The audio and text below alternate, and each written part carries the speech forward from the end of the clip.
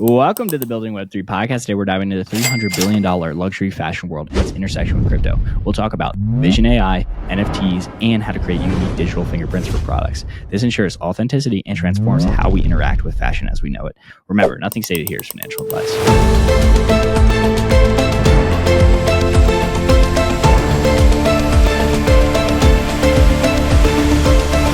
Welcome to the Building Web3 Podcast. Today with my good friend, Simon Locke. He's the founder and CEO of the Ordre Group. Simon, before we get too deep into the Ordre Group, could you give me a brief introduction into your background and what were you doing before you entered the Web3 and fashion technology space? Sure. Thanks, Jax. Great to be here with you and all your listeners today. My original career started in Australia, where I launched a marketing communications agency, actually, that was one of the first agencies that really expanded into online and digital. And we were working with a lot of Australia's leading fashion brands and then eventually fashion brands from Asia Pacific. So that was our first company called Spin. And then in the early 90s, I saw an opportunity to establish what was then a fifth stop on the International Fashion Week circuit. So there was London, Paris, Milan, and New York. And I worked with the Australian industry to establish Australian Fashion Week, which is just celebrated its 26th year on the international fashion industry. And we also had other interests in film and television, but we always focused towards the fashion industry. It was about, a decade ago now, where I really saw that the interesting part of the fashion industry is really happening with what was happening with digital innovation, and that the fashion industry itself was a little behind in adopting new technologies, be it Web 2 or Web 3. And so we decided to completely pivot our company from the physical world of fashion to the digital. And so we sold all the existing businesses we had. I sold Fashion Week to IMG, which on one of the other fashion weeks I have IMG models. And then we started to, through the Ordre Group, look to what parts of the industry really needed support with digital innovation. And here we are a decade later. We've developed three very successful technology platforms that are now used by some of the leading luxury brands in the world, including Louis Vuitton and Hermes and Balenciaga and Balmain and Alexander Wang and many others. So we have operations in London, Paris, Milan, and New York, and I'm based in Paris myself. Awesome. And could you give us a brief, overview into, what the Ordre Group is and what you guys do? Like, what's the overall mission? Sure. Well, as I said, it's really about looking at luxury brands in the fashion industry and really looking at where digital innovation can really add value to them as organizations. So coming from a B2B background, the fashion industry, the first area we focused on was how we can assist luxury brands to better manage their wholesale global networks through digital innovation. And so we created the Ordre virtual showroom platform, and this really was the first opportunity for designers to not only show their collections here in Paris on the catalog, but also in a virtual showroom. And an ability so buyers who weren't able to attend here in Paris could still see their collections, understand them, and place these huge wholesale orders when it wasn't always a requirement for them to travel. So you can imagine during a pandemic when the whole industry was no longer to be able to attend the fashion weeks around through the travel restrictions, that virtual showrooms really came onto their own, and to a certain extent with the lifeblood of the industry during that period, and it continued to play an important role. So once we established the virtual showrooms, it became very evident to us that the industry required better digital imaging and digital assets to be able to assist in both their B2B sales and also their B2C sales. And so we took it upon ourselves to look at how we could apply 360-degree view technology to the fashion industry. It had been used a little bit in other industries, the film industry particularly, and you may well remember that famous scene of Keanu Reeves in The Matrix where he's sort of spinning around, dodging that bullet. That was the first use of 360-degree view in a cinematographic way, because that was helplessly expensive, and it took, I think, 142 cameras and a huge studio to produce that. So we developed a technology called Ordre 360, which are mobile scanning units, similar to what you might see in an airport. And these units go to wherever the collections are being designed and developed, and scan them in 360 to create beautiful 360-degree new images, which then can be used in virtual showrooms or on an e-commerce platform. So basically, anytime you see a spinning image that you're able to engage with, that's usually our technology. So that was the second platform. Then more recently, we really looked at initially the problem the industry was experienced through the proliferation of counterfeit product. It's just a huge $1 trillion worth of money, which is, going out of the industry's hands through fakes. And how, as a consumer, you can feel confident the product you've bought is in fact a real product and not a fake. And so we developed quite groundbreaking technology called Authentic. What Authentic does, it takes a small area of a physical product, and through a phone, we scan that area and we create a unique digital fingerprint.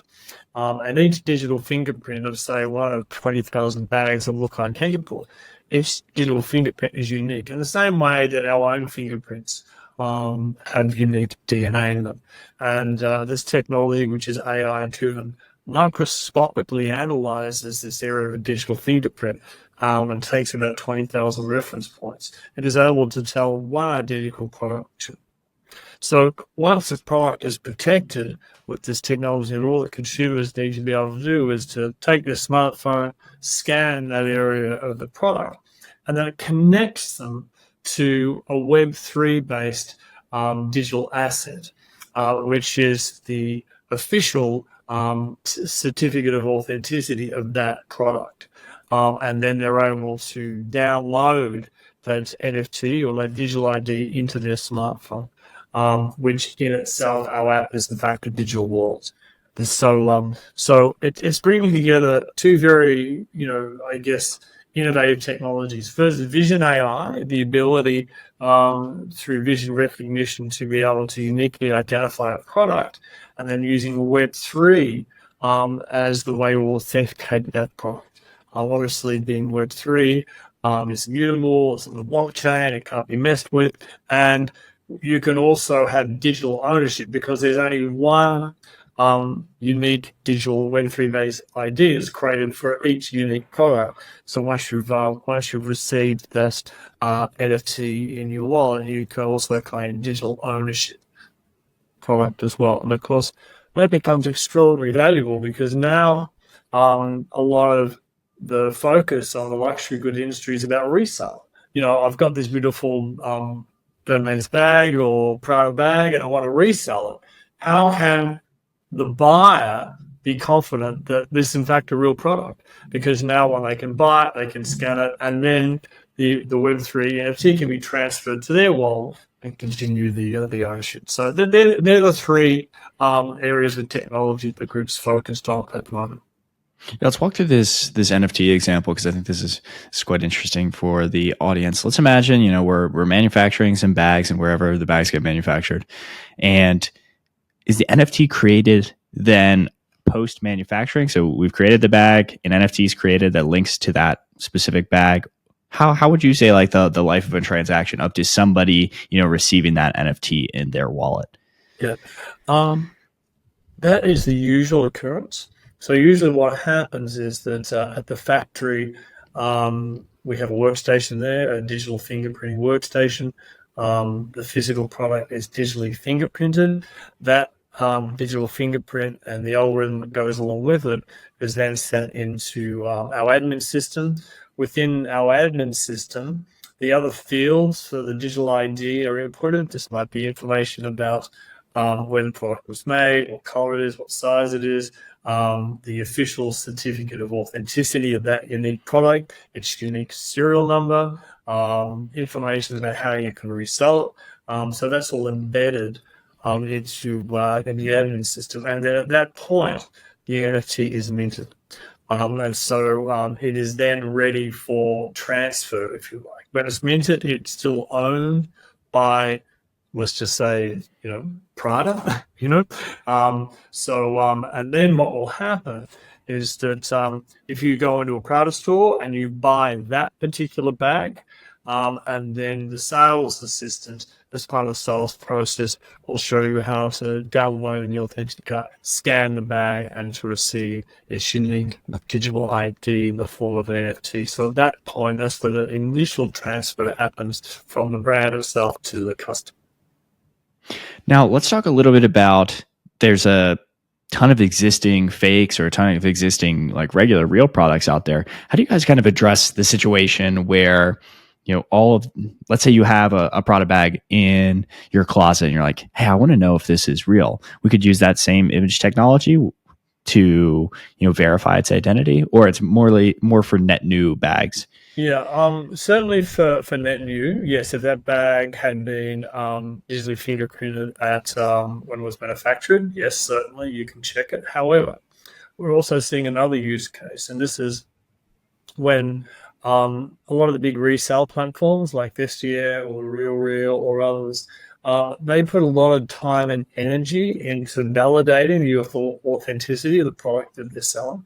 And so once they've validated that it's real, then the digital fingerprint can be attached to the bag, and then their digital ID, this is an authentic Vestiaire a verified bag, and it comes with the guarantee of Vestiaire digital ID, so it can happen. Also, a number of the luxury brands also have a service for resale, where if you're wanting to resell a product, you can bring that product back in store, and they will validate whether it's one of their products or not. At that stage, a digital fingerprint can also be created and a digital ID created. So it can happen at a number of points, but at this point, it's a one-on-one match. It's matching this physical product to this unique digital ID. As you go forward in the future, and of course, because this is driven by AI, sort of means anything is possible. And so as we develop bigger and bigger, there's a lot of stress with AI about the size of language models, because a lot of AI is driven around text, words, and starting these big language models to be able to give the advice it needs to be able to give, the verification it needs to be able. So this works similarly with image AI. So there needs to be a huge image models created of tens of millions, if not hundreds of millions of images of product, and knowing that this product qualifies as real, this one's real, this one's real, this one's not real. And so, excuse me, when a product which is 10 years old has been sitting in the cupboard, is pulled out, and basically yes, you will be able to scan it with a Vision AI application, and as algorithms and as the nature of this technology becomes more and more sophisticated, it will be able to say the likelihood of whether that's real or a fake. But the actual guarantee right now on its application is that does it match the unique digital ID that was created for this product? If it doesn't match, then you can be assured it's a real. Yeah, could you elaborate a bit more on the digital product passport? Because many people are, familiar, like, okay, I have my MetaMask wallet, or I have my certain kind of wallet. Do you guys have an app that's just full of specifically luxury good NFTs that map to those? Pretty much. Quite honestly, we took our creative vision from Topshops, the very successful basketball NFT platform in the States. They were really pioneers in creating three-dimensional NFTs. They're cubes that you might be familiar with. That, on one side of the cube, there'd be a player's face. On the other side, there'd be the Jax shot. There was 1 or 200, or the player's stats or whatever it might be. So you could navigate around this cube rather than just scrolling through pages information. So we very much took that creative expression. So our digital IDs are 3D cubes. And in the same way that you can buy one of those Top Shots NFT and put it into your MetaMask wallet, that our wallet is proprietary. So, we don't have the interoperability at the moment to be integrated with all the standard models that people might already have on their smartphone. But when you download the Authentic app and you go to verify the product, that app is a digital passport. A digital wallet. So, and then when you download the NFT, it comes into the wallet in the form of a 3D interactive cube that you can interact with. Let's talk a little bit about the fashion industry, because when I think of the fashion industry, I don't always think like the most tech friendly, the most adoption. Maybe I'm incorrect on that. I know I've seen some headlines about people using like AI models being like physical representations of people to display clothing. What kind of adoption are we seeing in the fashion space for Web3 for generative AI? Yeah, look on it. Then it's like anything in the fashion industry, it has a long gestation period and a period of experimentation, which we're seeing. So in terms of generative AI, what we're seeing slowly Maison starting to embrace it in terms of design assistance. So we're certainly seeing that. We're seeing AI used very much in manipulation of data, and consumer trends and information. So there is quite a bit of use of AI from those, I'm going to say, traditional ways of, okay, we need more information about our customers, or we need more information about this. In terms of applications, virtual assistants, virtual trial, things like this. We're seeing, experimentation with NFTs, experimentation in the metaverse, on, some of the metaverse platforms, some of the gaming platforms. We're starting to see things like Balenciaga do drops of skins and clothing, things like that stuff. So there's certainly, and then, when metaverse and the Web3 was the terminology that everyone was clinging to, we started to see a lot of Web3 directors and metaverse directors appear within the Maisons, within the luxury brand. And so, I think what we're experiencing at the moment is a period of experimentation, playing with these new technologies, seeing what works, what doesn't work.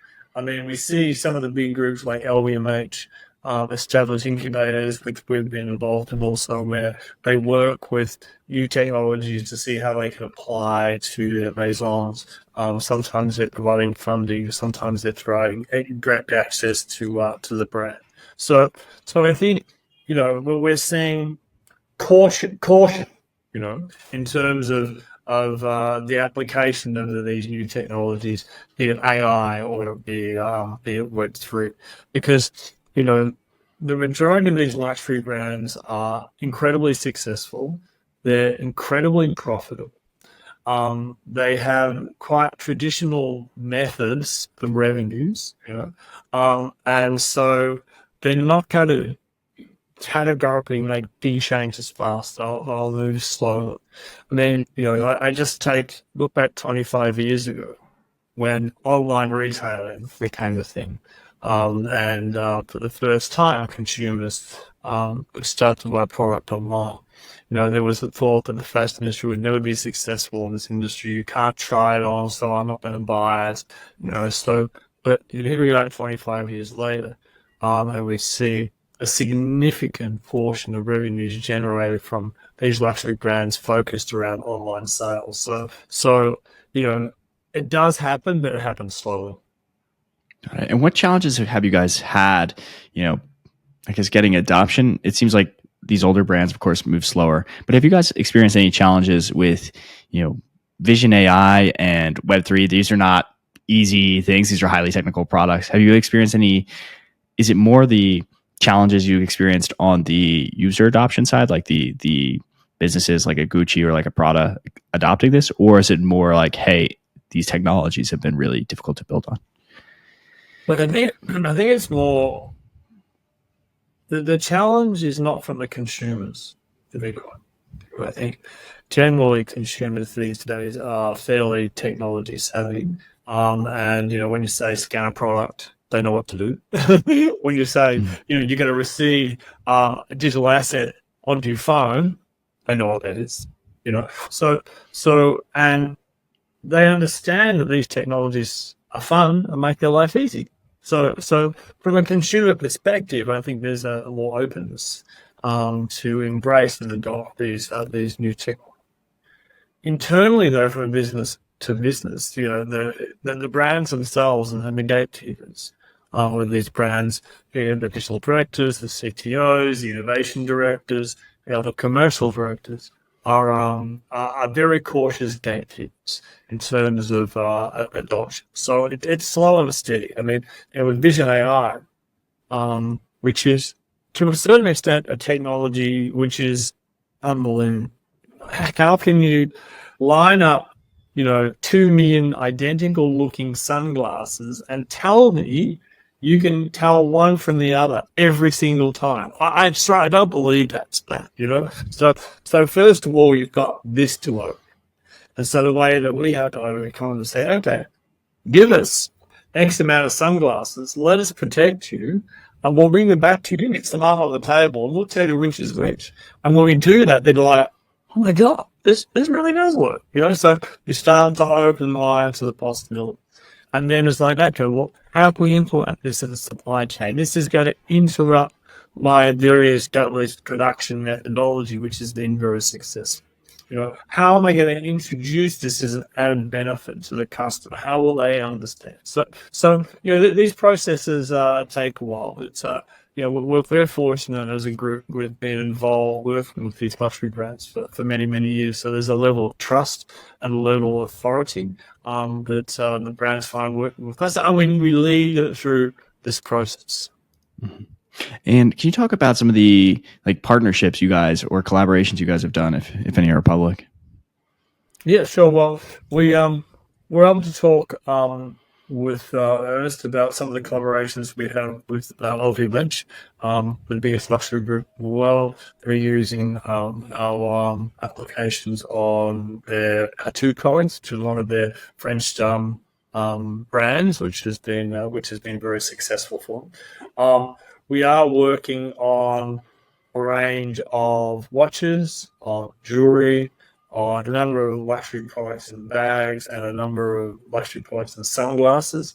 One thing for anyone who's had any experience working in the luxury brand, they very much like to keep the narrative on these new technologies totally unto themselves. And so we find ourselves as an organization often parting to quite extensive NDAs, where we're internally very proud of who we're working. However, we let the brands communicate the narrative at the time that they feel is appropriate to talk internally to their manufacturers or to their consumers. So yeah. Having said that, I'd have to shoot you if I told you. Yeah, of course. So let's talk a little bit about how you see kind of Ordre Group contributing to the adoption of Web3 technologies. Do you guys feel like you're the kind of one of the first movers in this fashion space, or how do you guys see you guys contributing to Web3 adoption? Well, look, I think there's a whole ecosystem of very clever companies that are contributing to the education in Web3. Those people have had experience in NFT marketplaces, which say some incredible, initially highly successful money created for unique NFTs, and anyone Dolce & Gabbana Crown and a few others that was snapped up by a number of NFT investor custodians at a very high price. So we saw a bit of that gold rush initially, and so that involved luxury brands with creators and also marketplaces. And so we're starting to experiment and trial with NFTs. We're now seeing companies like Louis Vuitton actually having an ongoing program where they're doing drops of limited edition NFTs, but those drops are associated with a physical product. And so, we've seen someone like Pharrell Williams come into fairly recently, and he's an innovator in many areas in technology and in music and in fashion.